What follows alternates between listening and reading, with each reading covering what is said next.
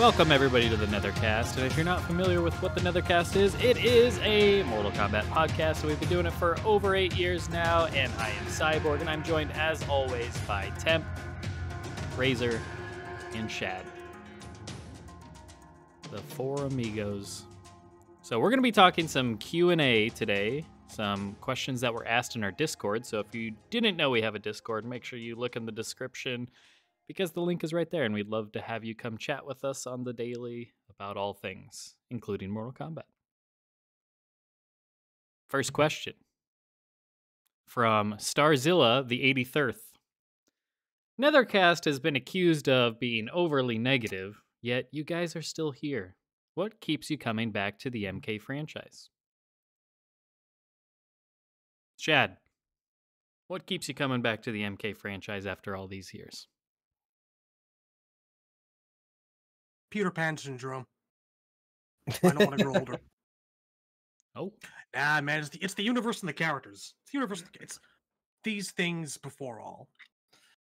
They can tell as many stories that are ham-fisted as they like, but I'm never going to get sick of Sub-Zero, Scorpion, Sonya.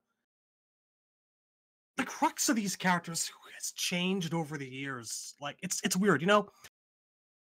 When I look at like someone like Scorpion and 12, I don't, in a way, see the same guy that I do when I look at his sprite in Ultimate MK3. You mean 11? You said 12. Whatever. Just Same clarifying. I'm tired. It's been a long day. But yeah, 11. I'm thinking of 11. Like, it just... There's something about each character, you know? They're based on archetypes, and they're endlessly fascinating. They're endlessly fun. They're endlessly funny. The universe is just ridiculously gigantic. Razor once described the MK universe as kind of like the martial arts Tolkien-esque version of like a fighting game, you know? Right. It's just so huge in scope. There's so much going on. There's all this rich mythology behind it. And I love to just explore it over and over again. I really do. It ain't the gore, it's the lore. Really, it's the universe, characters, and setting. That's all it takes for me. There's just this wonderful balance between all these elements, usually. Lin Kuei stuff. Shaolin stuff. Even Special Forces stuff when it's, you know, balanced right. Right. It's just this huge, incredibly diverse, and endlessly fascinating universe to me. With a great cast. That's all there is to it. All right. Well, Temp, what's kept you around all these years, hanging around the MK franchise? I think, like, I almost have to break the question down into, like, the one part of the question is, why do I still pay attention to Mortal Kombat after all the slip-ups, right? That's one way to look at the question. The other way to look at the question is, why do I insist on doing a podcast about it for so many years, even though the game has so many problems, right? The first part is I still playing fighting games. I love learning fighting games. I like sort of like analyzing the changes, good or bad. And there's a lot of bad, but you know, the good thing about, you know, all the problems with these games is you never really run out of things to talk about. And with all the problems with MK11, they're never not fun to analyze, right? Because it's kind of like solving a puzzle. It's like, okay, Mortal Kombat 11 is not fun. Why is it not fun? And you find out, like, well, our anti-air is viable, right? Our combo option's viable. There's a really bad strike throw game. How did that happen? Why did that not happen before? That puzzle never really gets boring to me. Now, why am I still doing a podcast about it?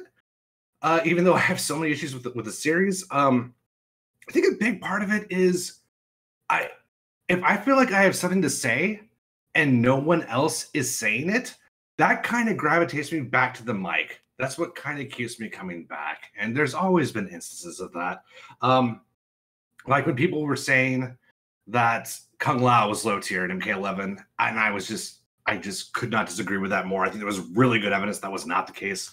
And it really hurt to see really smart people say really dumb shit about MK11.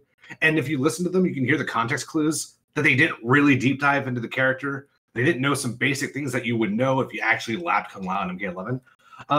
Things like Chameleon with a C is actually an interesting character idea. And you have a really good mystery. If you have characters around to respond to that mystery, like that could be really interesting. You could really do something with that. Things like when people say things like there's no zoning in MK9, and just a reminder that Kenshi is an MK9, things like that kind of bring me back. Because I'm like, okay, well, if I don't say this, no one else or not a lot of other people are going to say it. So that's kind of what makes me turn the mic on, throughout the years, stuff like that. And just I think this probably goes double for the lore guys, because I think the whole idea of a lore podcast is that there's still a lot of people out there who don't know the lore. And if we don't say it, then it's possible that the other lore guys, I don't want to name drop, but they just won't cover it if we don't. So there's a lot of that. So just making sure that I think important points are still out there in the open forum. That's a big thing for me. All right. For me, I mean, I feel like I'm typically pretty positive. I have my spots, like anybody, where it can be negative. I think like Combat Pack 2 for Mortal Kombat X was one of them. And then, I mean, it can be more frustrating at certain parts or irritating, but I think ultimately, I think just being genuine and honest is extremely important. So when I do have moments where I get more negative or disappointed by certain things or frustrated or just baffled by some of the decisions made, I think that's important to say versus just always sugarcoating something. I mean, there's definitely a good way and a bad way to say things, and try and like give your opinion, but in a constructive manner rather than feel like attacking. So I think that's definitely important. But ultimately, I mean, I'm a diehard MK fan since I was 3 years old in '93. So like, to me, I can't imagine life without Mortal Kombat to some degree. It'd be hard to get me to stop following the franchise. So yeah, I still really enjoy the franchise in a lot of ways, and I'm excited for whatever comes next. Hopefully it's better than the past couple. Razor? So my answer is twofold. The first thing is that it's, I guess, the eternal hope that somebody out there is listening when you criticize something and they can fix it or do better next time. Because, like, I don't know how many people are aware of this, but, like, go back, like, 11 years when MK9 came out, there was no fourth Snake. Like, a lot of the complaints about the storytelling in Mortal Kombat 9 that are now common across everybody who criticizes that story mode started with me. Nobody was saying them until I pointed them out. So, like, on some level, it's like Temp said, if nobody else is saying something that you've noticed is a thing, and you don't say it, then people won't notice, and nothing will be done about it. So, that has value to be the one who speaks up and is like, hey, what's up with this over here? And we've seen examples, like a lot of the things that were bad storytelling in MK9 were improved in X. And granted, the writer who made those changes left after that game, and you never know if the guys who wrote 11 and are going to write 12 will have the same attitude and can change and improve on their work based on, taking in outside criticism, but the hope springs eternal. But more than that, the real reason I keep coming back and doing the podcast especially is because the community that we've created attached to this podcast, the people who come to our Discord, are some of my, very close friends. I've made some real, connections with other human beings, people I know their real names, and I watch movies with them and play co-op games online with them every day of the week. And it's like, as long as the podcast keeps going, that community will always be there. I'm crying. God damn. You son of a bitch. Sounds like some Chosen One bullshit, you weak Earth roamer. All right. I mean, this next question kind of piggybacks off of that same kind of topic. So we'll just get these two out of the way first. Jacket V2 asks, besides smoke, is there anything you guys are overly positive about?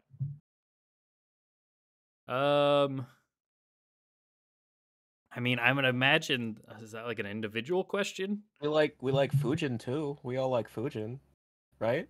And Cyrax and Love Fujin. Sector, and I mean, there's a lot of characters we all universally like. Yeah. And I not kind just of- like, but overly positive about. I kind of really feel like there's barely a character out of the first 3 games that none of us don't appreciate or enjoy in one way or another that we wouldn't expect to see come back, that we wouldn't actually want back, except for Kano. I think we're all Except for sick of Kano. Except for We're all Kano. s- I'll Also throw Kano. Sonya in that hat, frankly. Really? But yeah. Well, here's the thing: is I like Sonya, but we haven't actually seen Sonya in a game since 9. Like the sour old lady who's a bad mom that was in X and 11. Like, she was a problem before she was Ronda Rousey. That's not Sonya. I don't know who that is, but that's not the Sonya I remember. Yeah, the whole emotionally abusive thing kind of turned me off that character forever. Well, here's the questions about: are there things that we're overly positive about? I think if we start Yeah, we going to the went things we in the hate, direction. We went in the you're, wrong really, direction. you're really losing. You're really we did the losing. thing we did. Yeah. So yeah. All right. Okay. My answer is meat. Okay. I'm enthusiastic about meat. Meat is the best we character. are, Shad and I both are unreasonably positive about the character of Meat. If you don't like meat, you don't understand meat. And you always fear what you don't understand. Don't fear the meat. That aside, You can't beat the meat, man. I wasn't gonna do it. It's too easy, but thank you. Outworld. Again, like Cyborg said, kind of piggybacking off our last answer here. Outworld, when it's executed well, is a character unto itself. It's this grounding force that like shapes the identity of the entire mystical aspect of the series. So people may not really understand why people were upset when, they were like, maybe the sky is not purple here back in X, and that actually is kind of a bigger deal than just an off-the-cuff statement. That's a question of a core part of what people would argue the series' identity is, being kind of hand-waved away. I love Outworld. I love every piece of it. It's supposed to feel disparate and weird and bits and pieces of things that don't belong together, screaming trees and like giant decrepit dead wastelands and arenas for blood and circuses and combat tombs and whatever else. You know what I mean? Outworld is wonderful. It's so good. It's a fantasy horror landscape. Like, if I was to compare it to something that like a Dungeons and Dragons player might recognize, Outworld is not the Forgotten Realms. Outworld is Ravenloft. Yeah. Mm-hmm. And that's the atmosphere you gotta have. And X and 11 largely replaced that with deserts. Some of the 3D era games replaced it with deserts too. There's been a deserts problem. Yeah, I would say some other things that we're overly positive about is MK9's gameplay and just the way they captured like the actual story aside, the game element of it and just how fun it was. Some other things. Like I said, there's several characters we're very positive about, and tag team. We like the idea of tag team. A lot of the old games, the story of the original timeline and the characterizations in those games, as well as a lot of the stages, the music of the classic games. Definitely something we all speak very, very positively about. So I mean, there's a lot of things. It's just when the majority of what we talk about, especially when we're leading up to it. I mean, our podcast is at its it's at its fever pitch in terms of how often we do it when we're leading up to a game and when we're just like when we just get the game and for those few weeks after the fact. So I mean, a lot of our conversations driven on modern stuff, but ultimately, I mean, there's a lot throughout the entire series as a whole that we've praised. So you're just going to sometimes, if there's certain aspects that are in the more modern games, that's going to draw a lot of ire. I mean, if you go back and listen to our original like Mortal Kombat X review, like those first few weeks during the honeymoon period, as well as the Mortal Kombat 11 review, I'm sure you're going to get tons and tons of positivity. So, yeah, I think just in general, get kind of mislabeled in that way. But moving on. I also Go ahead. I should point out that we have a tendency to try to see the bright spots even when things aren't that rosy, you know? When I did the MK2021 movie review, because nobody else wanted to do it, I went out of my way to say, that's a great Kano, and that's Kung Lao finally done right. Yeah. You know, I still appreciate those things. I did something similar when I put my review up on Twitter. I pointed out like still a good chunk of pros. I still listed like 10 things I really liked about the movie.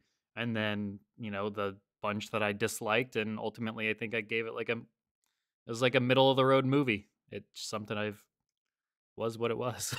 I don't know. It's just I don't think the movie warranted that much thought, like the same way a new Resident Evil film, or like did anybody go see the Tomb Raider reboot movies? Like the video game movies are just video game movies. They come and they go, and it doesn't matter that much. Well, I mean, unless it's really good. And the thing is, we're expected to have something to say about it. We are a movie. Well, no, we are a podcast about Mortal Kombat, and that was allegedly a Mortal Kombat film. So yeah, I felt it was our duty to say something. I feel like my refusal to say something about it was my statement about it. That's why I supplied the Razorbot 2000. I was still being held in somebody's basement during this period, so I have plausible deniability. But yeah, to wrap up those two things, I mean, what you're going to get from us is always us being genuine. Sometimes we get a bit extreme. Sometimes we're very positive. Sometimes we're very negative, and it's not always equal. But you know what? You can always guarantee that we're giving you our genuine, honest feelings. We're not ramping it up just for your entertainment. Well, sometimes we're extra silly, but I mean, we don't lie about our opinions just to please you or to anyone, or to, you know, we're not here to just absolutely crap on NRS or anything like that, nor are we here to praise them as like shills or anything. So you're going to get a mix of everything, and that's what we've always tried to be. We tried to offer a voice for every fellow MK fan out there. I think we do a good job between the four of us, kind of speaking for all types, varying levels of positivity, varying levels of like great criticism, like critiques and such. You're gonna get it across the board about all aspects of the game, and I think that's ultimately what we deliver. So, well, also something's like unanimously positive. Like the conversation's kind of done once we see how good it is. Yeah, kind like there really isn't a need to revisit that. Historically speaking, everybody in the world has more to say when they have something to complain about than when they all like it. That's true. How many? Or if you're defending something too, like if I'm positive about something that someone's bashing, then the conversation sort of reignites. But go on, Cyborg. Well, I was just gonna say. I mean, what Razor's saying is true. I think it's like well known and proven, especially in like the business world. You want to be careful about like those customers that have a bad experience, because they're way more likely to leave a negative review than somebody who had a positive experience is going to give a positive review. I think it just kind of happens. But like, yeah, I mean, like I said, ultimately you get all opinions, you get all variety. And to Tim's credit, I think it's a lot more entertaining when we do offer those varying opinions. So yeah, if it's ever where we're all loving something or all hating on something, it's probably not as interesting. So if it's ever felt like that, I apologize. If someone trash talks that I really like, then I will get positive very quickly, right? And like, no one reads the positive reviews on Amazon. Like, you read the negative reviews, you want to find out what's wrong, because all the positive, you give like 15 positive reviews, and all of them are like, "My grandson loves this." Like, that doesn't try both. I try to read both, but I don't care what their grandson likes. I need to know what the problems are. I need to know what the worst case scenario is, right? It's those 3 out of 5 stars that you really got to read. Those are the that's the person who really thought about this, right? Yeah, they're not just riding high or extremely low. They're giving you generally the best of both worlds. The 1-star guys all felt betrayed. That's why they put that rating up. 3-star guys really spent time with this one. Yeah. All right, we'll move on. We got some questions here to get through. So next up is Yalasama. If MK12 brings back an old ality, which would you like to see that we haven't tried yet in the NRS era? So that would be Animality, the original Brutality, where it's like a super long combo and then they explode, etc. Harakiri, and create a stage 3D era like with the danger zone where you can get fatality during the match. I don't know why that was. I think you oh, meant create or I think you meant to say creative no. creative fatality or a 3D era stage fatality. I'm the one that messed it up. It's not their fault. Yeah. They said create or stage. And then if they try a new ality, what would you like to see? So the first one, which one that is yet to remain would we like to see? So I feel the same way about Animalities that I do about weapon fighting styles and gear, is that it just doesn't make sense for everybody on the roster to have one, and when you try to shoehorn them in, you get some really bad picks. Yep. I guess of that list, maybe Harakiri's, because like there's potential for creativity there without being stupid. Like, it's just a fatality you do to yourself. It's not, gosh, what animal is Johnny Cage? I guess kangaroo? Like, I don't need to see that again. That's interesting, because I feel like Harakiri's only work if they're stupid. Like, well, no, they're stupid in a fun way, though, you know? Yeah, exactly, yeah. But, I've never liked the original Brutality. And I know there are some people out there who, like, were galled by the fact that they created a new finisher and they called it the Brutality and stole that name from the basically Killer Instinct Ultra combos. It's not exciting to me to watch a 30-hit combo that ends in an explosion. I'm sorry, there's nothing that appeals to me about that. Real pain in the ass to do, too. Yeah, like, I get that some people, for the appeal isn't the visual, it's haha, look at my skill that I pulled off the 30-hit combo. I don't care, that doesn't impress me.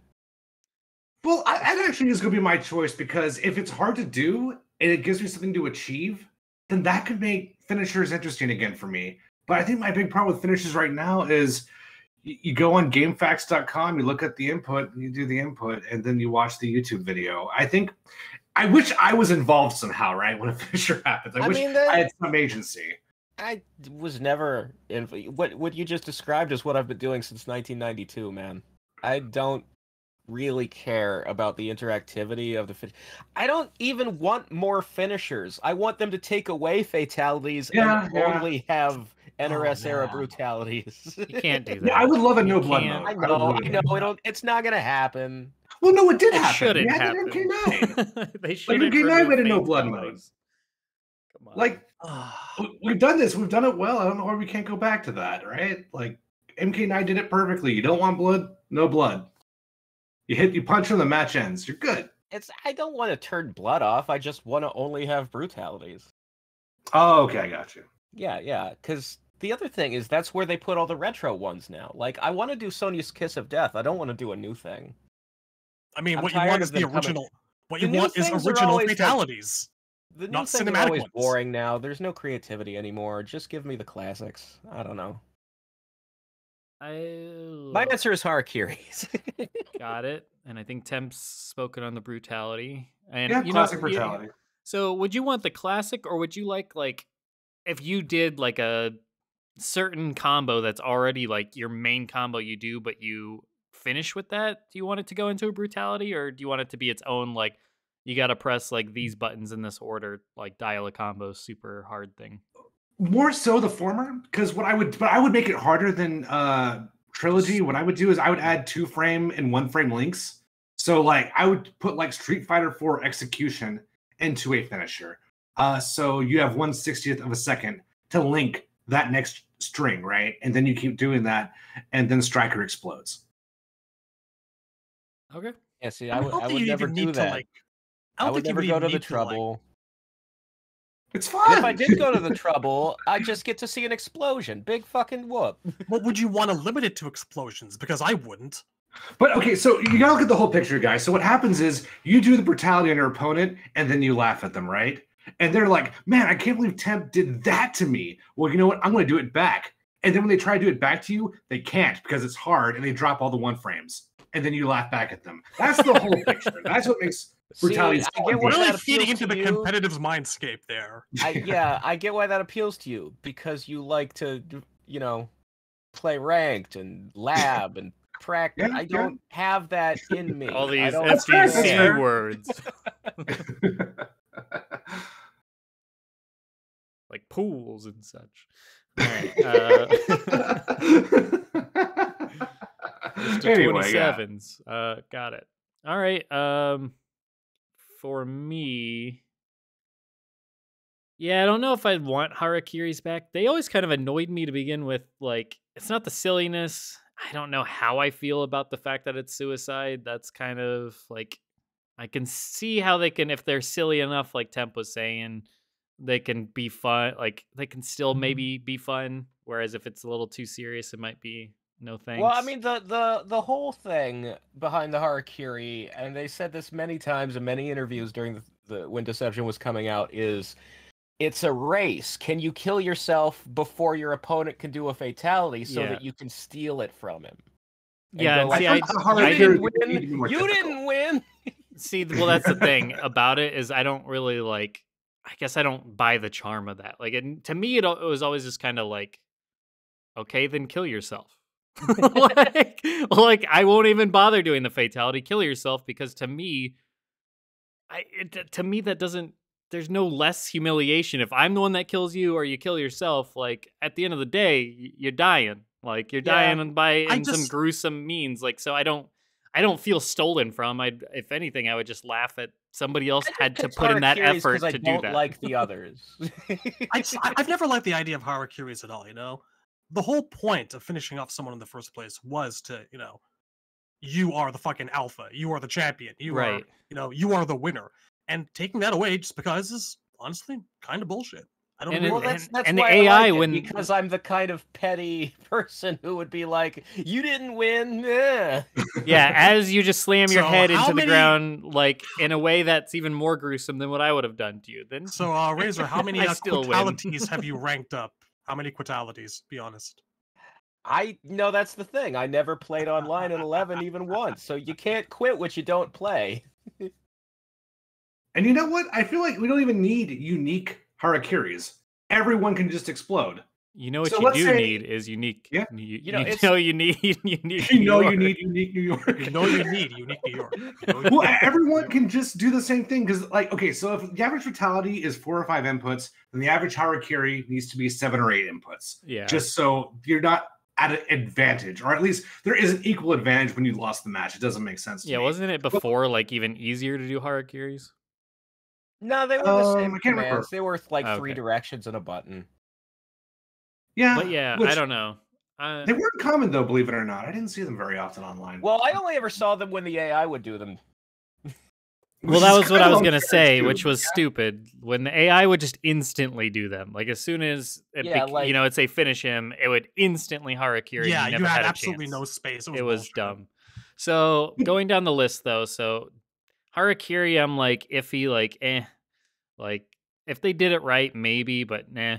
I'll pass. I said, I only picked it because I don't like the others. I don't ever want to see trilogy brutalities again. They're just boring. Then the original brutalities, never a fan. Like, I mean, I like the idea of what Temp's saying, even though I probably wouldn't be able to, like, I wouldn't do that because it just sounds like more work than it's worth. That's why I was thinking, like, but the way I'm thinking, it's more like what they already kind of have is where you can combo immediately into the finisher. And it's like, oh, I did this sweet, 30% damage combo that finished you. Like you already get that with the new brutalities. So, and then create a fatality. Absolutely not. I mean, that was atrocious. I'm not saying they couldn't do it well, but I think you take away all individuality and character, like what makes that character. You take the personality away when you're just randomly grabbing off limbs and tearing out their brain, but they're still nah. And then it was terrible. It comes down to me between animalities and stage fatalities. Well, it's not even really stage fatalities, but like the ring outs, I guess, is what they're going with. Animalities could be fun in a goofy way. It's like friendships, and yeah, it doesn't make any sense. But you know what? The fact that it doesn't make any sense kind of is charming to me. The fact that Reptile turns into a monkey of all things, or a chimpanzee, whatever, just makes me giggle. Or I think Cyrax everyone as, agrees Scorpion has the best one. for the Cyrax thing. as a shark and I- shit like that. Like that Oh, makes me Cyrax is laugh. good the too, though. Come on. joke. It just doesn't make me laugh so much. Like I think it's, I don't know. I mean, I think that they could have been planned out a little bit better. I always thought that like the Penguin should have been masked Sub-Zero, and they should have made that switch with Shiva for him. You know? Yeah. They definitely could make them try a little bit harder to at least match up the characters with anything that even remotely makes sense in the most twisted logic. Well, I prefer and the non sequitur. I think that's like- more interesting. When you actually look at a lot of the graphics for some of those things, Striker is a T-Rex. like the See, like- varying styles, like from Yeah, the like glowing they're giant. they're so work in progress. Where like vanilla ones have a different art style from Ultimate and Trilogy ones. Oh, not even just that. Like I've been playing Trilogy and like some of the arcade hacks recently, and have you looked at Raiden's eel? It is the most badly drawn, like little cartoon thing you've ever seen. Like It's not good. it's terrible. Like I kind of get the feeling that they didn't really have. Well, much so I patience for know this whole thing. for vanilla, like Tobias and Vogel and Baron, I forget which one of them said it, but they said that the way they made the Animalities in vanilla MK3 was that they took footage from like National Geographic VHS tapes. Like they would like clip out the animals, and then they would, do the digitization and make them the one color and glowing so that they would blend into the game.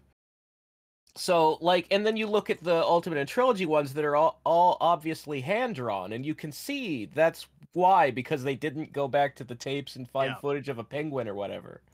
It's all just very disparate. Yeah. And then that leaves so for the record, like Animality is the one I have the highest opinion of, just because it's just so silly that like I almost kind of like it.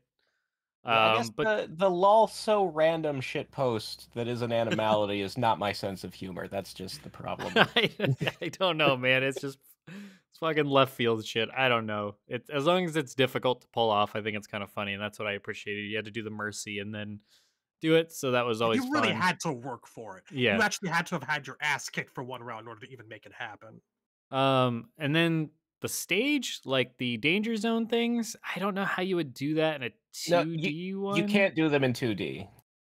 Unless maybe you pull off like an uppercut in this very specific spot or something, so that way it can be like a battle tactic, so you're both trying to lure each other into that one tiny, and it has to be like a tiny spot. I'm not talking about like you push them to the corner or anything like that. It would have to be, it's almost like the arcades on the whatever the hell that the projector one in MK11, the retrocade, like there was arcades in very specific spots. So if like maybe one of those arcades you could uppercut them, and then the arcade would come crashing down on them. Yeah, and it was only in that spot. That'd be kind of cool.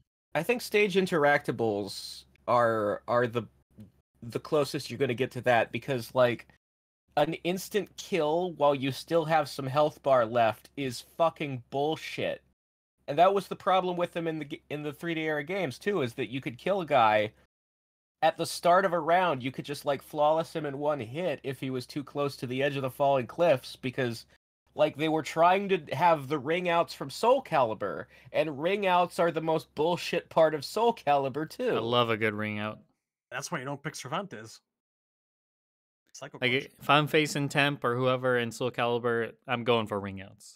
I could, with Link in the GameCube version of Soul Calibur 2, you could ring out someone in your first move with a throw. It's Link. It's fucking so broken. Let's I'm call the back to only one of our person old here who episodes. has- I'm the only person here who has ever played Tarrasque SC. I know I am. Glad you If picked you up want to on get a it. good ring out, you pick Boba Fett, you do his jetpack launcher, and out you go. All the other guy's got to do is just step aside. He just flies across the arena out of it. All right, Shad, which one you picking? Oh, it's Animalities. Hard yes for Animalities. Like I said, I've been playing the older games recently. I've been playing a lot of 3 Trilogy. Yeah, they're Ultimates fun, and man. whatnot. And like, I hated Animalities for so long. They were stupid, and ill-fitting. Yeah, I was where Razor is, but you know what? At the same time, I actually do love a bit of stupid. It And I is. like my They're fun. I like my stupid to be stupid. Oh yeah, it's got to be over the top. I It's like found that like. Sorry, I was just gonna say. No, I was just gonna say it's like Quan Chi next stretch fatalities across the board. We need stuff like that. Go ahead. Go. Well, I mean, I don't know. I think I prefer to keep my fatalities relatively serious for the most part. But if you're gonna have a dumb fatality, that's what Animalities are for. Like there's this like link in them back to the arcade days and the rumor mill, because that was one of the things, right? Animalities. That was one of the rumors that like the kids used to throw around, and Yeah, they people are- saw Lou turn into a dragon, so they're like, I bet Sub-Zero can turn into a polar bear. And this is what happens when your audience is mostly kids and young teenagers, and they have input into your creative process, and Nudalities. that too. Yeah, when That are we too. getting those? When will Scorpion pee acid? That's the question, isn't it? Oh my god! But no, I'm having fun trying to get Animalities like off and marveling at all the silly choices, but some choices that I don't know kind of work. Like people seem to like Jax as a lion. Like there's things about some of them that in spirit kind of work, and other times you're like, why is Kung Lao even a leopard? Why? Other times you're just like, why is Kung Lao? Cyrax shark, man. The Cyrax shark. Oh man. I have a lot of fun every time I play UMK3 with one of my friends. We're always going for Animalities.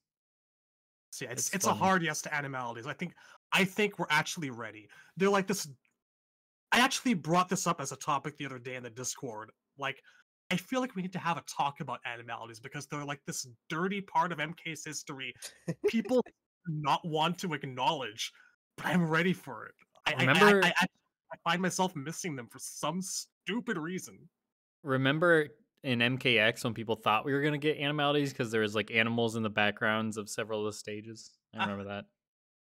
Or stage Animalities saw, like, or whatever. A snake in the Kuatan jungle, and they're like, "Is that an animality?" Yeah, it's like it's gonna be the new Animality or whatever. You knock them back there. I remember those. I gotta confess, if Animalities were just like an animal that's already in the background eats you, I feel like that'd somehow be even dumber.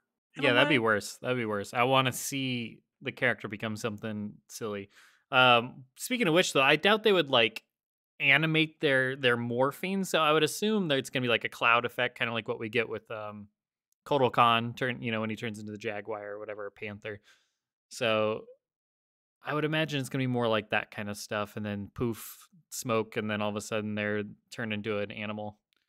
But yeah, it could be fun. It could be silly. Make them, like I said, hard to do, so that way it's extra insulting. It's like Babalities, which I would love to see Babalities back at some point. Those were fun too. Yeah, and friendships and all I'd that. have Babalities back, like especially the 9 version. Yeah, where they're unique for sure. Yeah, where they're sort of half of friendship. Yeah. I'm saying is, if we can see a guy randomly turn into a baby, we can see another guy randomly turn into a snake. I'm all for it. And then the second part of this is if they try a new ality, what would you like to see? Anybody have any ideas? Like a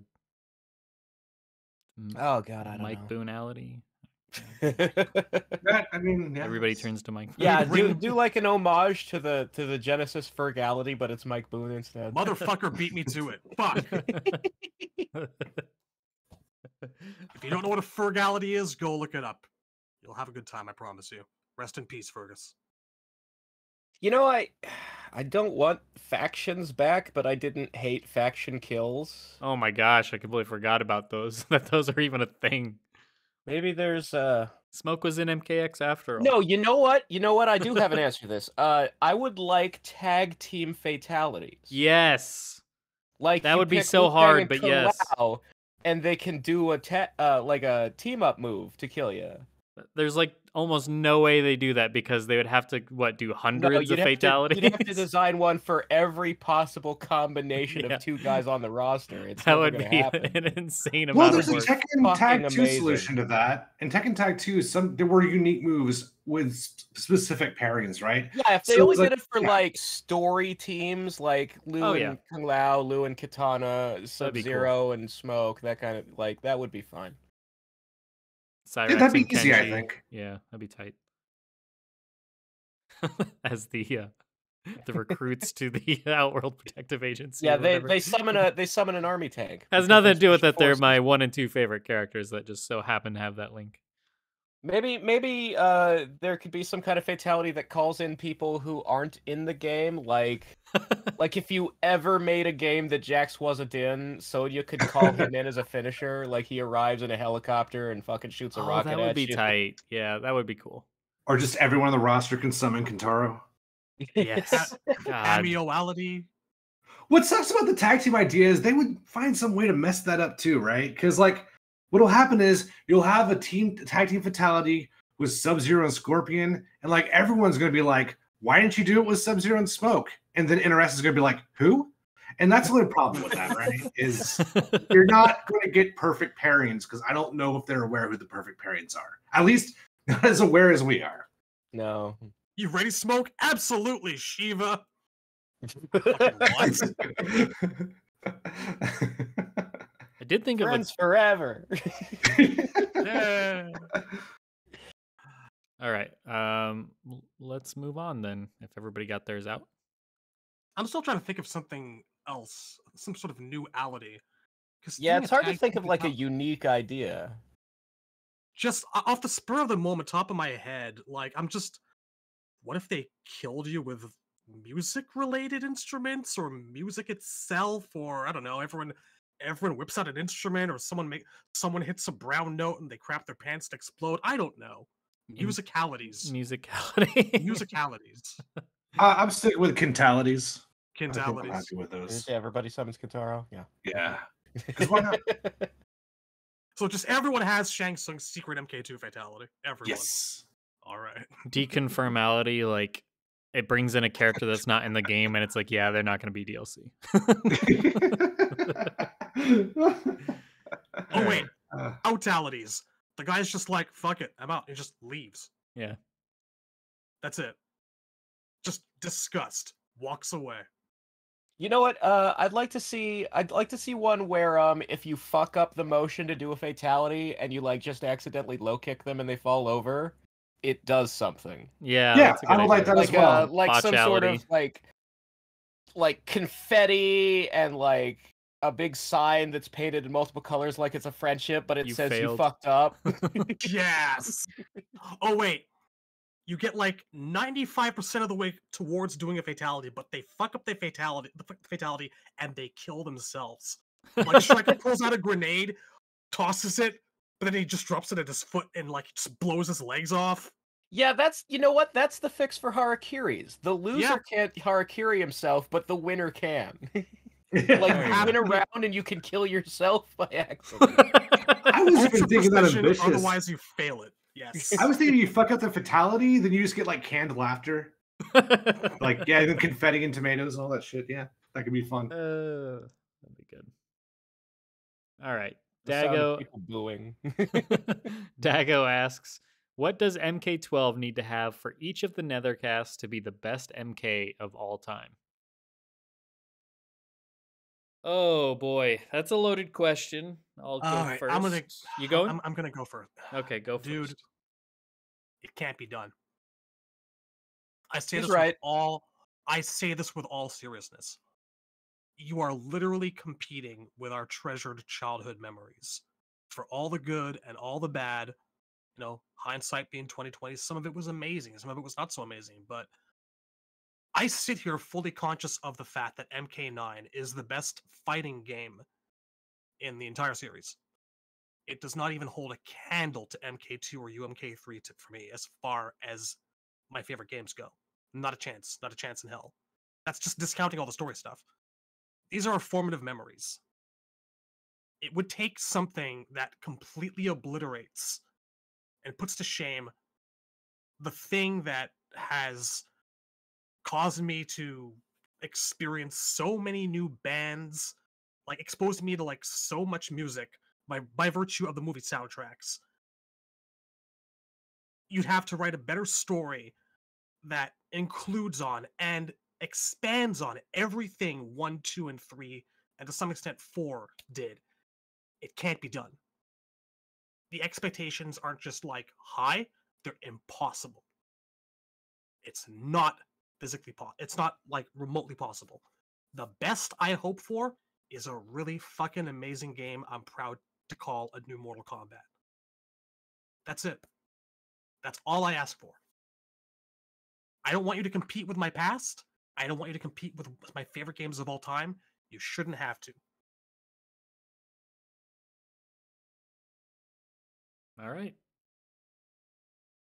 I mean, that's a good answer. I think that's probably likely the case for anybody that's been a fan of this franchise for 25, 30 years since the beginning and is now in their 30s, 40s. Like, if you've lived that long with Mortal Kombat in your life, it would be really hard, like Shad said, to outdo, because I mean, when you're a kid, everything is better. Food was better, candy was better, vacations were better, like the things you watched at night, you know, your little Nick at Night or your cartoons or whatever, like everything was better. Everything just had a sense of wonder and whimsy. Life didn't kick you in the nuts yet, you know, like you didn't grow up and have to experience the anxiety of school and jobs and paying bills, relationships, everything out there, everything.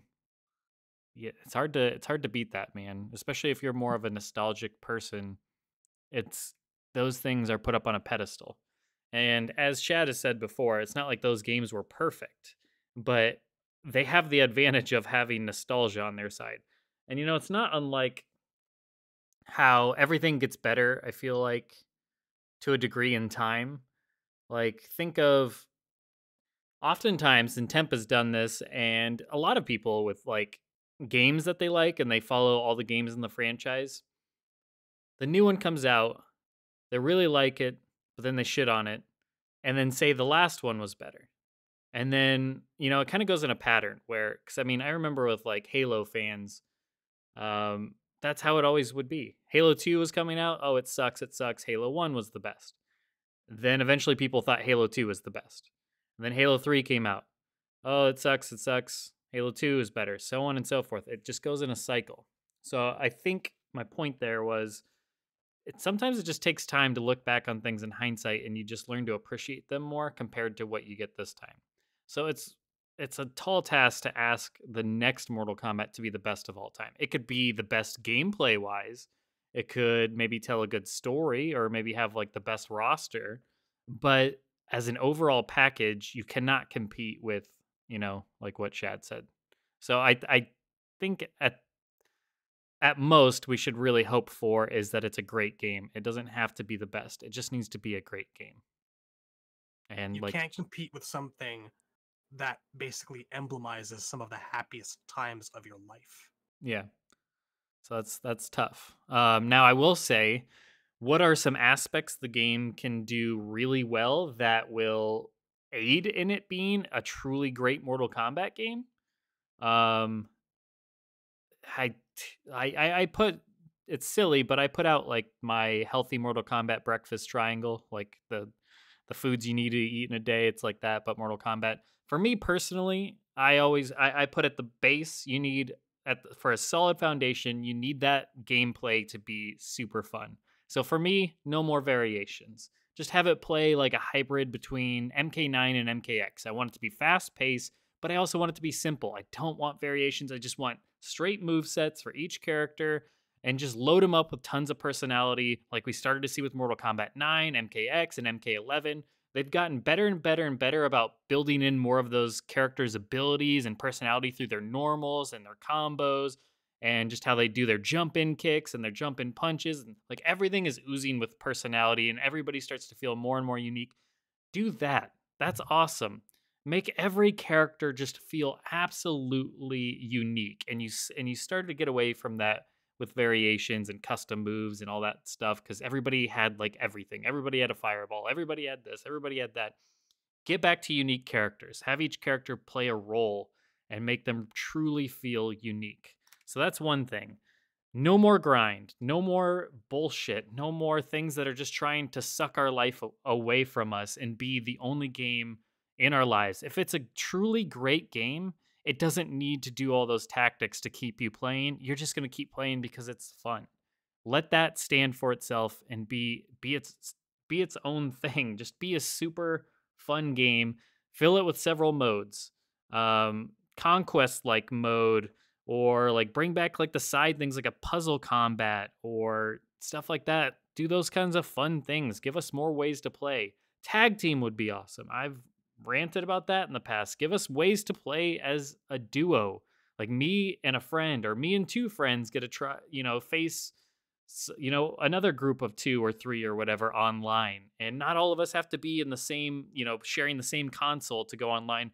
I want me, Temp, and Shad to be able to face Razor, Down4, and Smokeman online and tag team it. That would be awesome. Or even team play, like the team combat from MKX. Just give us all sorts of different ways to enjoy the game. So that's crucial. And then an amazing roster. Like, just give us a great roster. Fill it with, all a bunch of requested characters that people are really asking for. Fill it with characters that we haven't seen in forever. I've been saying for weeks, if not months, like, we don't need new characters. Just bring back as many favorites as you possibly can stack into that frickin' thing. Give us some 3D era representation like we've been asking for. Give us the characters that have been sitting out from MKX or MK11. Like, just stack it full. And then it shouldn't need DLC to save it. It should be strong right out of the gate. And then DLC, lessen up on the guests. Bring Mortal Kombat back to just Mortal Kombat. I'm not saying you can't have any.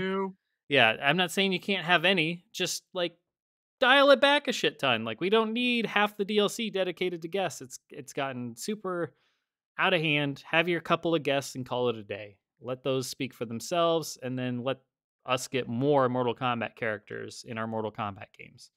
No, like, crazy grind. I mentioned that before with respecting our time, but just no, like, 800 unlockables per character, a bunch of gear pieces that barely look any different between each other, and 80 different color schemes for every single attire. Like, just dial it back and make each thing feel unique instead of padded out and watered down.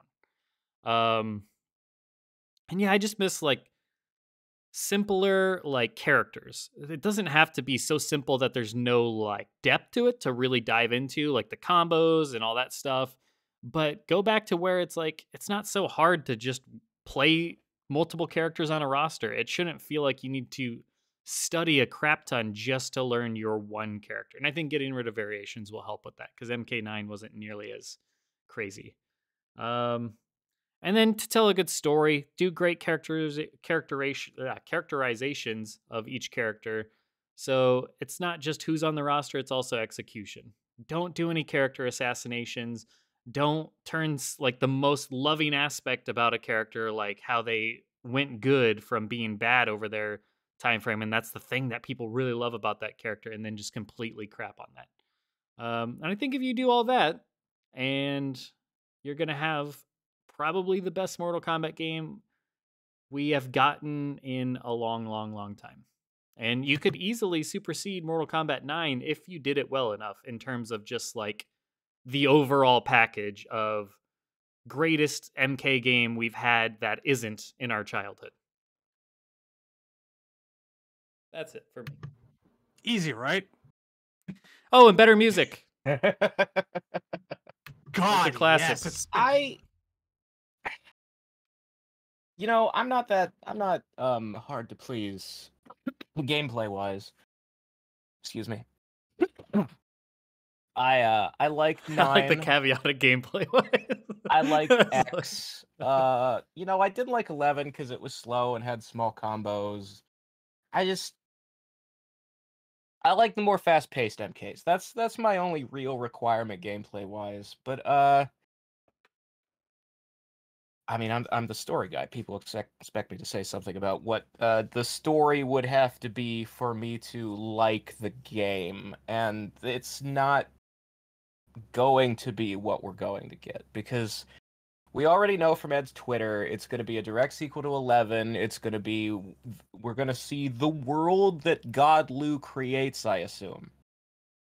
And I don't really like Elseworlds. I've said this many times on the show and on the Discord. I don't like alternate realities. I don't like seeing variations on stories that I've been told before. I just like the one version of the story that is the real version.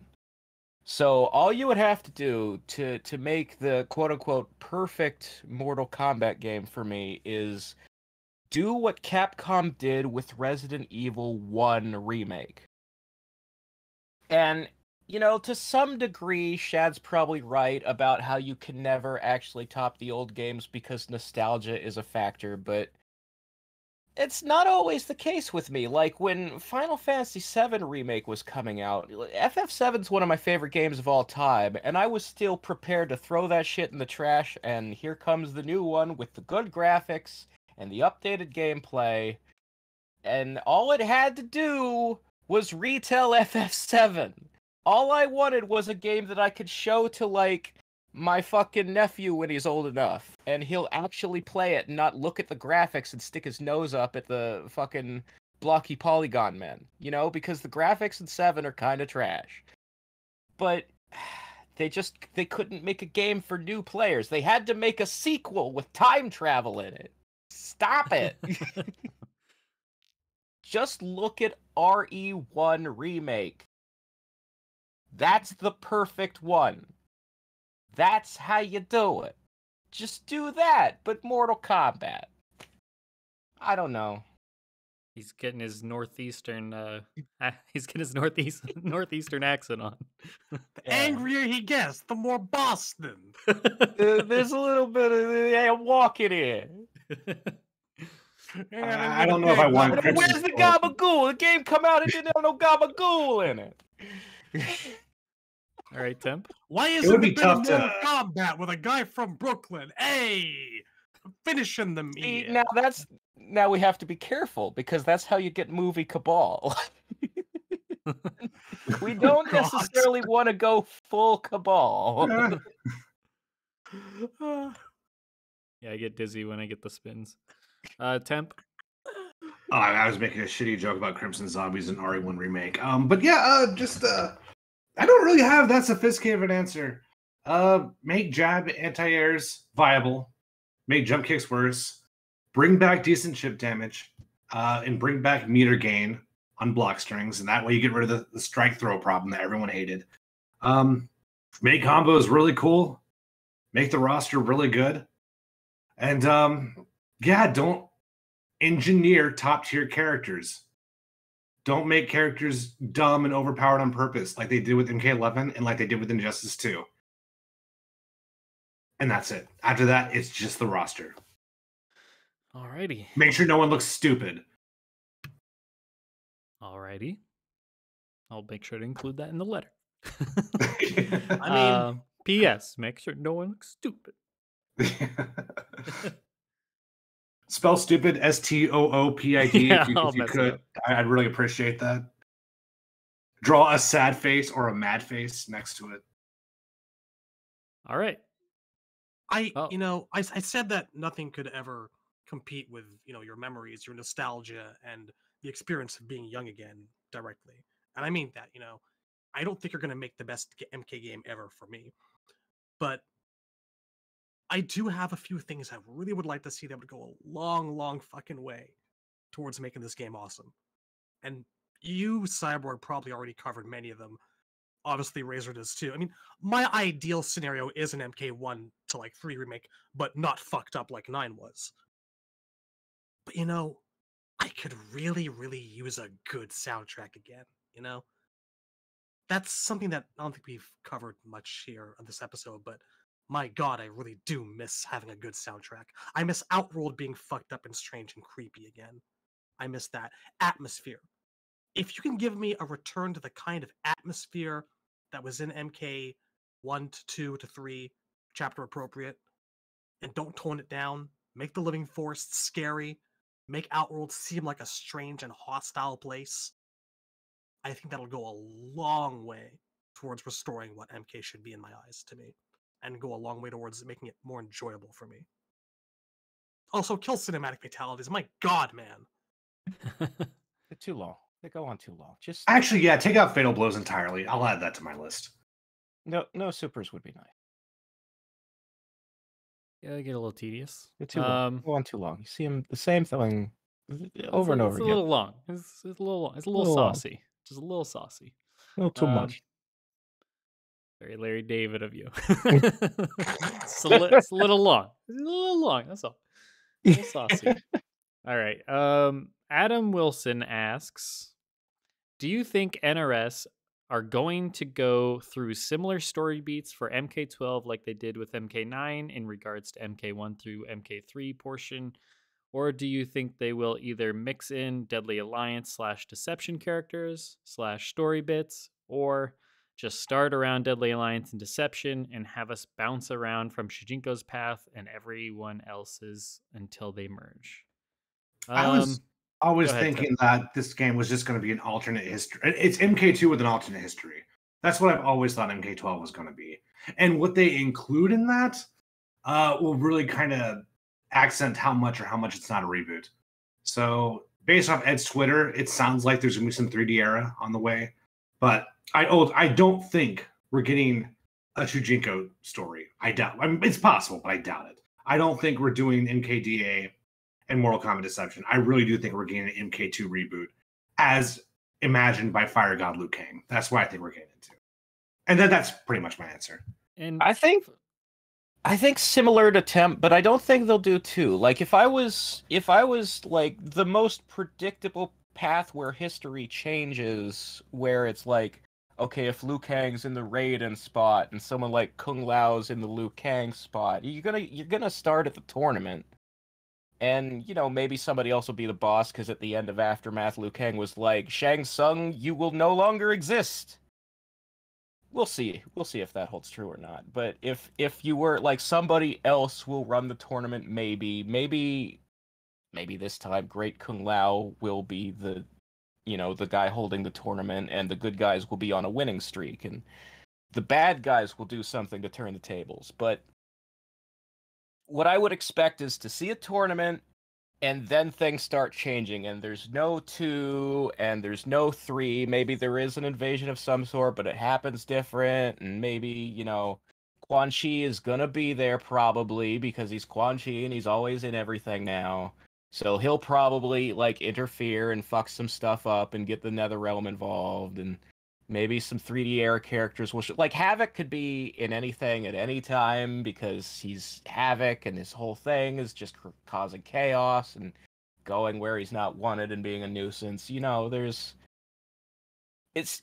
I would not expect the MK2 tournament, because for the same reason that they didn't have an MK2 tournament in the original movies, like in the first one and Annihilation. It was because 2 tournaments in a row is repetitive, and it only kind of happened the way it did in the original games because they are video games, and they were thinking, well, it's a fighting game, so we're going to keep the tournament structure, and we're going to keep doing that until they change their minds.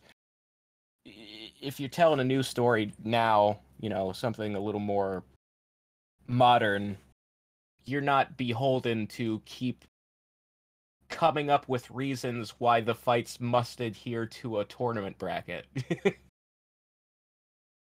But yeah, I kind of expect we'll see like a version of MK1 and then things go off the rail. At least that's what I would do if I was assigned the job of like making an Elseworld. Chad? I tend to concur. There is no way in hell we're going to be starting around the Deadly Alliance Deception period. It's not going to work.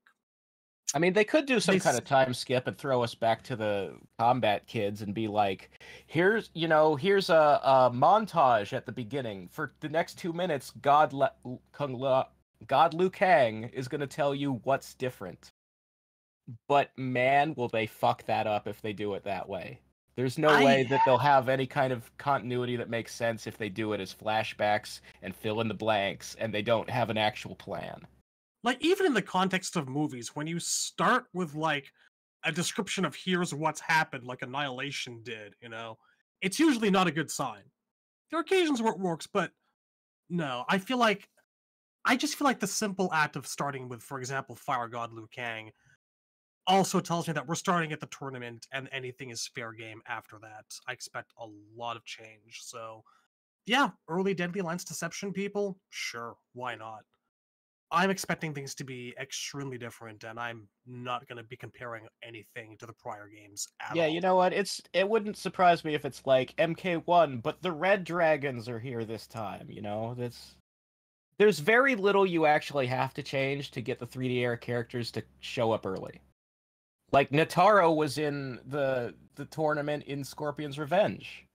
It didn't make sense for her to be there because she would never fight for Shao Kahn, but we're rebooting.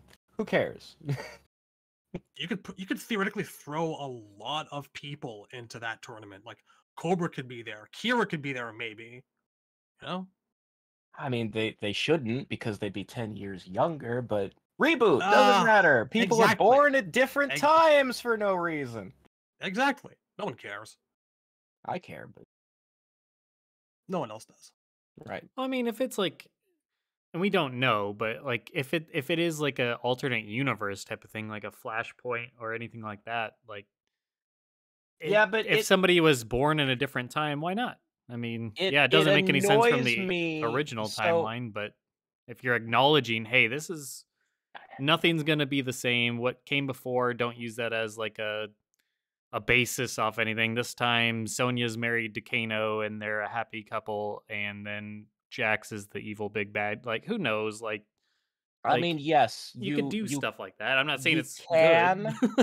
You can, but as someone who's watched a lot of like, alternate universe, dimension hopping fiction throughout my life. Like, look, when I was a teenager, my favorite TV show was Sliders, which is all about parallel Earths where history is different.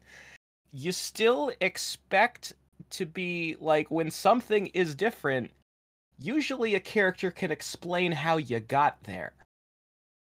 Kira was born 10 years sooner. How did we get there? How did her parents meet? How are they younger? How did their grandparents meet sooner? It's all weird. It's just weird. They could add 10-year-old Kira. It'd just be really awkward. For me, it just, I have a lot of patience for different takes on things. I don't mind an Elseworlds as long as it's told well. That's the thing. Well, for me, part of told well requires like a level of logistics that you only see in Star Trek. I have a lot of the love that I have for Malibu, knowing a lot of the storytelling is not good, but I enjoy it in weird, quirky ways for its different takes on people, like how like Reptile's a sniveling coward more so than usual. I kind of liked Evil Scorpion. It actually took me a while to get more used to the idea of them building him up more and more with the years as a hero, as a heroic figure.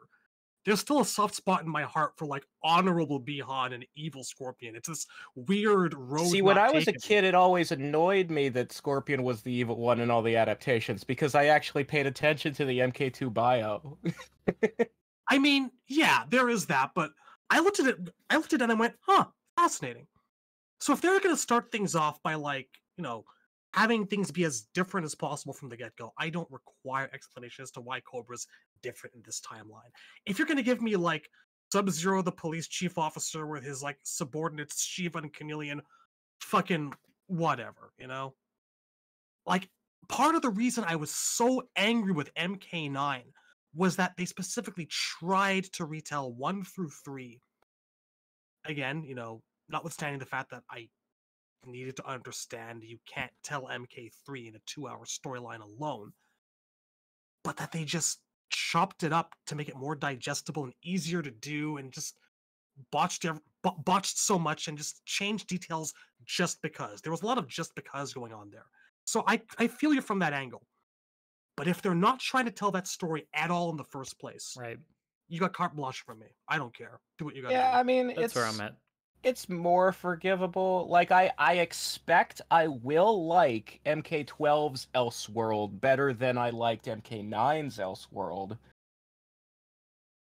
But it really depends on the execution, because, like, Snowblind is an Elseworld, and I still fucking hate it because it's mostly about the Black Dragon gang. And sometimes that's all it takes. Just, could Kano please fuck off for 15 minutes? You know what? Like, not to get off topic, but Snowblind was one of the few instances where I actually enjoyed the Black Dragon. Maybe because I got to see them all put together finally, most of them. I liked the Jarek cameo. And that's the most positive thing I can say. Oh man, all those characters and still no Tazia. Hilarious. Fucker. So, Fucker. but yeah, I mean, story wise, just what I think is like, I don't want to see them do MK1 through 3 again, just for what's already been mentioned. I mean, I don't think you're gonna be able to tell that story as well as people want. So when you mess with people's like already understanding of things, you're up against that as competition. If you tell something completely new, then you at least don't have to worry about screwing all that up. You just have to tell a good story, whatever it is. It just from start to finish. Then you can make it whatever you want it to be. Now, if they were to go the Deadly Alliance and Deception and jump right to there, like you say, Adam, I mean, I wouldn't mind playing Deadly Alliance and Deception again, but I don't know. Like, to me, I'm just ready for something new. I know we haven't just rehashed the same thing over and over in this franchise, but it feels almost like we have. Maybe it's just because the rosters are continuously like so similar and we've seen a lot of the same characters over and over. And obviously we did have the reboots.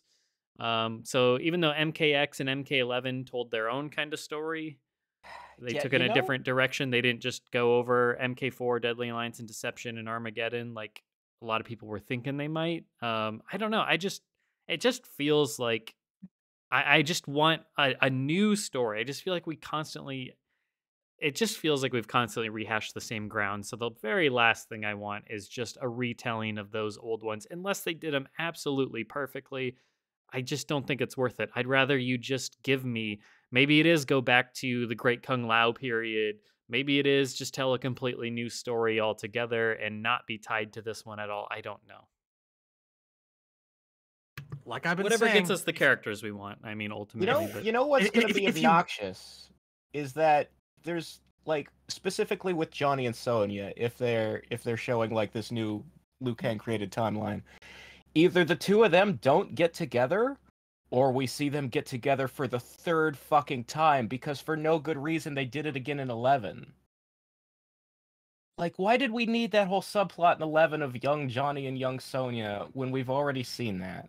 Yeah, I mean, I just want new stuff for new characters. I mean, that's why I'm big into Cyrax getting into the game, is I was always wanting story progression for him for once, because he has not had story progression since, what, Deadly Alliance? So Deadly it's Alliance was the last yeah. time he did anything important ever. So 22 years ago, I think, is the last time Cyrax got any story progression as a character. Oh, so to man. me, it's like, just please give us a fresh story where characters can at least add things to their characters and any sort of progression feeling, because I just don't want to see the Kano and Sonya feud. I don't want to see the babble back and forth between Johnny and Sonya, the Scorpion versus Sub-Zero feud, and then eventually making up, the Raiden and Liu Kang back and forth. Like, I don't need to see that kind of stuff anymore. I want to see, if not the things that we never really got to see, like the Smoke and Sub-Zero really well, or the Cyrax, getting his humanity back and stuff, unless it's like the stuff that we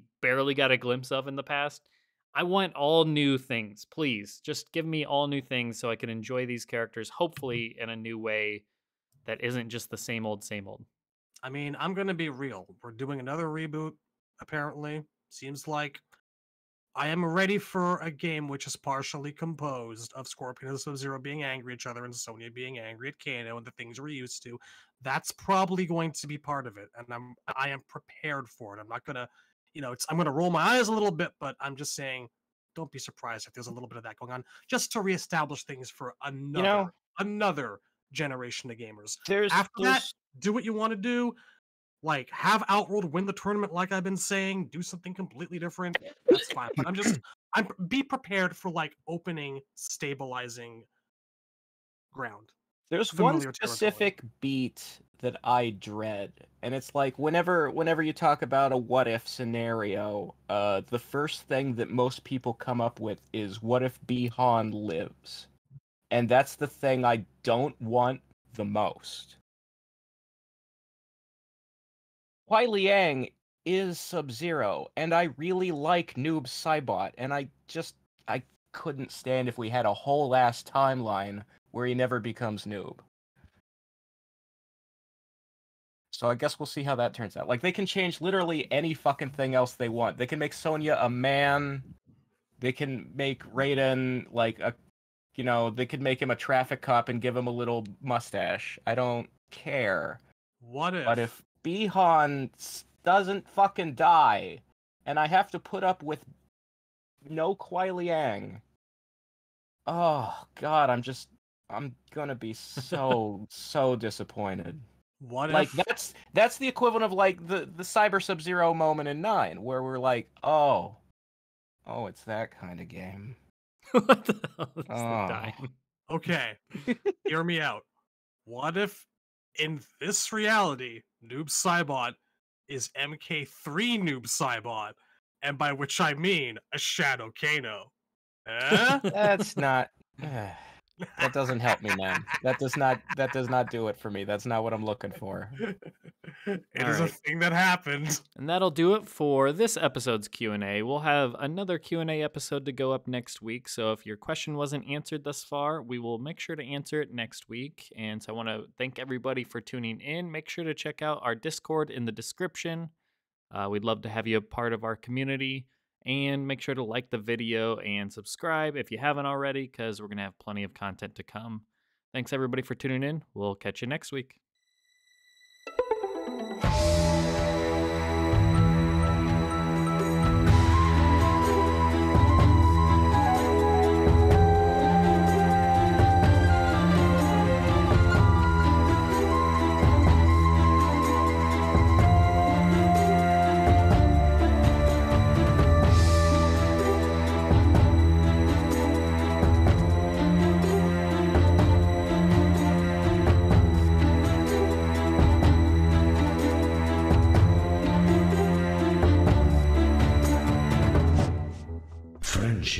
Friendship again?